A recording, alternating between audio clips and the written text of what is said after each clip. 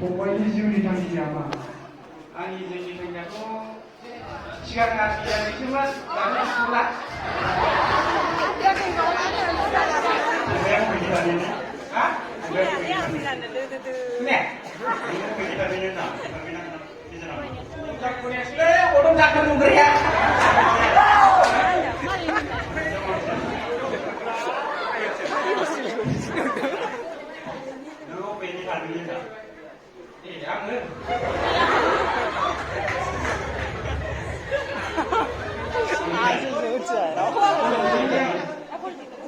जोंनि इन्डियानि कन्स्टिटिउसनाव बेसेबां आर्टिकेल दङ?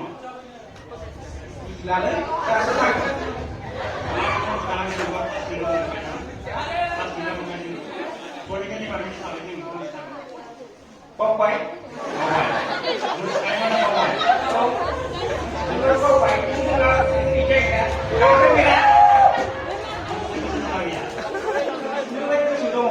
नाथाय जोंनि इन्डियान कन्स्टिटिउसनाव 395 आर्टिकेल दं दे गोसोआव ला मोनसे कुइसनबाव इन्डियान आरो पाकिस्ताननि गेजेराव थानाय बर्डार सिमा इन्डियान आरो पाकिस्ताननि सिमा बर्डार मा बेखौ जों क्लास 9आव फरायनो हागोन फरायबोदों बांद्राय टिचिं होजोबाखै नालाय आङो ओरैनो सामाजाव पास जाबोनायसै बेखौ बावबाय होनबा बावबाय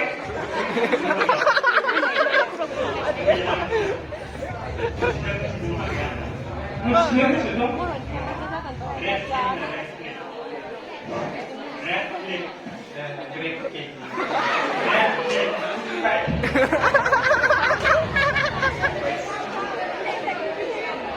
गोसोथोनाय दंना गैया?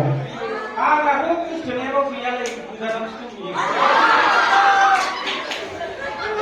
फंबायनाव गोसोथोनाय गैयाबाबो नों फसायनायाथ' सोरबा दंखायो। एसे गिनायनि थाखाय सासे लायनो हागोन नामा?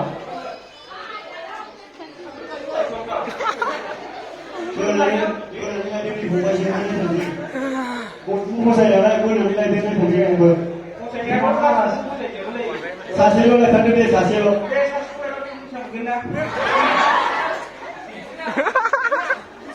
फंबाया लायनो बिदि जायाबाबो सासे लायथारनांगोन फंबाया आं लायनो हानाय नङा